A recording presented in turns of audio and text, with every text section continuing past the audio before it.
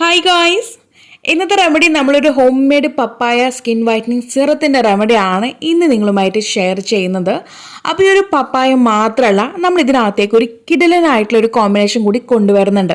ആ ഒരു കോമ്പിനേഷൻ കൂടി ചേർന്ന് വരുവാണെന്നുണ്ടെങ്കിൽ നമ്മുടെ ഈ ഒരു പപ്പായയുടെ സിറം സൂപ്പറായിട്ട് നമ്മുടെ സ്കിന്നിൽ വർക്കാവും കേട്ടോ. നമ്മുടെ സ്കിന്നിലുണ്ടാവുന്ന പാടുകളും പിഗ്മെൻറ്റേഷനുകളും മുഖക്കുരു വന്നു പോയിട്ടുണ്ടാകുന്ന ആ തഴമ്പും കാര്യങ്ങളെല്ലാം തന്നെ ക്ലിയർ ആക്കിക്കൊണ്ട് നമ്മുടെ സ്കിന്നിനെ നല്ല രീതിക്ക് ലൈറ്റൈൻ ചെയ്യാനായിട്ടും ഈ ഒരു സിറത്തിന് കഴിവുണ്ട്. അപ്പോൾ ഈ ലൈറ്റൻ വൈറ്റൻ എന്നൊക്കെ പറയുമ്പോൾ നിങ്ങൾ കുറച്ച് പേരെങ്കിലും കരുതാം നമുക്ക് സായിപ്പിനെ പോലെ മദാമിനെ പോലെ ഒക്കെ ആവാം എന്നുള്ളത്. ഞാനിവിടെ അതല്ല ഉദ്ദേശിക്കുന്നത്. നമ്മുടെ സ്കിൻ ടോണിൽ നിന്ന് ഒരു 2-3 ഷെയ്ഡ്സ് നമുക്ക് ഇമ്പ്രൂവ് ആക്കി കൊണ്ടുവരാൻ പറ്റും. ഓക്കെ, അതാണ് കേട്ടോ ഞാനിവിടെ ഉദ്ദേശിച്ചത്. അപ്പോൾ ഇനി ഞാൻ വീഡിയോയിൽ വെളുക്കാം, ലൈറ്റൻ ചെയ്യാം, വൈറ്റനിങ് ആവാമെന്നൊക്കെ പറയുന്ന സമയത്ത് നിങ്ങൾക്ക് ഈ പറഞ്ഞൊരു കാര്യം വേണം നിങ്ങളുടെ ഓർമ്മയിൽ വരാനായിട്ട് കേട്ടോ. ഒരിക്കലും നമുക്ക് സായിപ്പിനെ പോലെ മദാമിനെ പോലെ ആവാൻ പറ്റത്തില്ല എന്നുള്ളതും അതുപോലെ നമുക്ക് 2-3 ഷെയ്ഡ്സ് സ്കിൻ ടോൺ ഇമ്പ്രൂവ് ആക്കി കൊണ്ടുവരുന്ന കാര്യമാണ് ഇവിടെ പറയുന്നതെന്നുള്ളതും കൂടി മൈൻഡിൽ വെച്ചിട്ട് വേണം നിങ്ങൾ ഓരോ വീഡിയോ കണ്ട് എന്നെ സപ്പോർട്ട് ചെയ്യാനായിട്ട് കേട്ടോ. ഓക്കെ, അപ്പോൾ നമുക്ക് നമ്മുടെ വീഡിയോ സ്റ്റാർട്ട് ചെയ്താലോ. അപ്പോൾ ഞാൻ ആദ്യം നേരത്തെ പറഞ്ഞ പോലെ പപ്പായയാണ് ഇവിടെ എടുത്തിരിക്കുന്നത്. ഇനി ഒരു പപ്പായയുടെ നമുക്ക് എക്സ്ട്രാക്റ്റ് എടുക്കണം, പപ്പായയുടെ എക്സ്ട്രാക്റ്റ് എടുക്കണം. അപ്പോൾ അതിന് വേണ്ടിയിട്ട് ഞാൻ തന്നെ സെയിലാക്കുന്നത് നമ്മുടെ സ്വന്തം ഷംനു ഓർഗാനി ഹെർബൽ ബ്യൂട്ടിയുടെ നോർമൽ അലോവേറ ജെൽ കേട്ടോ. നിങ്ങളുടെ ഇഷ്ടപ്രകാരം ഞാൻ ഗ്രീൻ ടീ ചേർക്കാതെയാണ് ഇത്തവണ ഉണ്ടാക്കിയിരിക്കുന്നത്. അപ്പോൾ ആ ഒരു അലോവേറ ജെല്ല് ഒരു 1.5 ടീസ്പൂണോളം ഞാൻ ചേർത്ത് കൊടുക്കുന്നുണ്ട്. അതുപോലെ തന്നെ നമ്മൾ ഇതിനകത്തേക്ക് വെജിറ്റബിൾ ഗ്ലിസറിൻ കൂടി അങ്ങ് ആഡ് ചെയ്ത് കൊടുക്കുന്നുണ്ട്. ഒരു 1/2 ടീസ്പൂണോളം വെജിറ്റബിൾ ഗ്ലിസറിൻ കൂടി ആഡ് ചെയ്തിട്ട് നന്നായിട്ട് അങ്ങ് സ്പൂണ് വെച്ച് അങ്ങ് ഉടച്ചു കൊടുക്കണം കേട്ടോ. ഇനിയിപ്പോൾ നിങ്ങൾക്ക് ഡ്രൈ സ്കിൻ ആണെങ്കിൽ ഇതിനകത്തേക്ക് ഒരു അല്പം ഓയിൽ കൂടി അങ്ങ് ചേർത്ത് കൊടുക്കും. ഒരു 1/2 ടീസ്പൂൺ ഗ്ലിസറിൻ ചേർത്ത പോലെ തന്നെ ഒരു 1/2 ടീസ്പൂൺ ഓയിൽ കൂടി നിങ്ങളുടെ സ്കിന്നിൽ സൂട്ടായിട്ടുള്ള ഏതെങ്കിലും ഒരു നല്ലൊരു ഓയിൽ കൂടി ചേർത്ത് കൊടുക്കുക. എന്നിട്ട് നന്നായിട്ട് അങ്ങ് ഉടച്ചങ്ങ് മിക്സാക്കി വെക്കുക കേട്ടോ. നമ്മളിത് ഏകദേശം ഒരു 3 മണിക്കൂറെങ്കിലും ഇതുപോലെ അങ്ങ് വെക്കാനായിട്ട് ശ്രദ്ധിക്കുക. ഓക്കെ, വെച്ചതിന് ശേഷം നമ്മളിതങ്ങ് ഒരു അരിപ്പ് ഉപയോഗിച്ചിട്ട് അങ്ങ് ഫിൽറ്റർ ചെയ്ത് കൊണ്ടുവരികയാണ്. എത്രത്തോളം നമ്മളിത് റെസ്റ്റ് ചെയ്യാനായിട്ട് സമയം കൊടുക്കുന്നു അത്രയും നല്ലതാണ് കേട്ടോ. നമുക്ക് ഒരു പപ്പായയുടെ എക്സ്ട്രാക്ട് നമുക്ക് കംപ്ലീറ്റ് ആയിട്ടും കിട്ടാൻ കുറച്ചുകൂടി അധികം സമയം കൊടുക്കാൻ അത്രയും നല്ലതാണ്.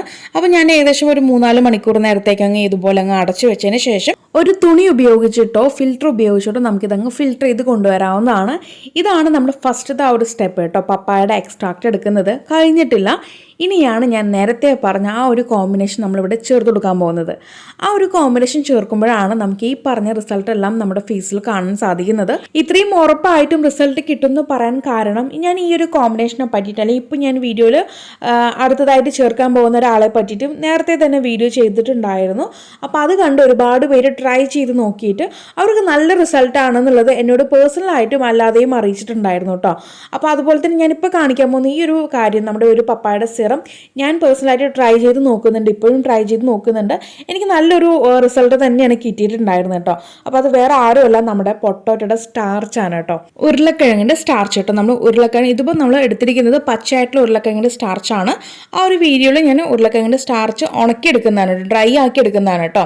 അപ്പോൾ അതെങ്ങനെയാണെങ്കിലും കുഴപ്പമില്ല, നിങ്ങളുടെ കയ്യിൽ അതുപോലെ ഉണക്കിയെടുത്തിട്ടുള്ള സ്റ്റാർച്ച് ആണെങ്കിൽ അത് ആഡ് ചെയ്ത് കൊടുക്കാം. അതല്ലെങ്കിൽ ഇതുപോലെ നമുക്ക് പെട്ടെന്ന് ഉരുളക്കിഴങ്ങ് അരച്ചെടുത്തിട്ട് അതിൻ്റെ സ്റ്റാർച്ച് എടുത്താലും മതിയാവും.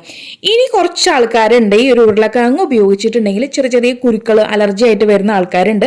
അപ്പോൾ നിങ്ങൾ ഇവിടെ ചെയ്യേണ്ട ഒരു കാര്യം എന്ന് പറഞ്ഞിട്ടുണ്ടെങ്കിൽ ഈ ഒരു പൊട്ടോറ്റോ സ്റ്റാർച്ചിന് പകരം നമുക്ക് ഇവിടെ റൈസ് സ്റ്റാർച്ച് ആഡ് ചെയ്ത് കൊടുക്കാം. അത് ഏകദേശം 1 ടീസ്പൂൺ വരെ നമുക്ക് ആഡ് ചെയ്യാം കേട്ടോ.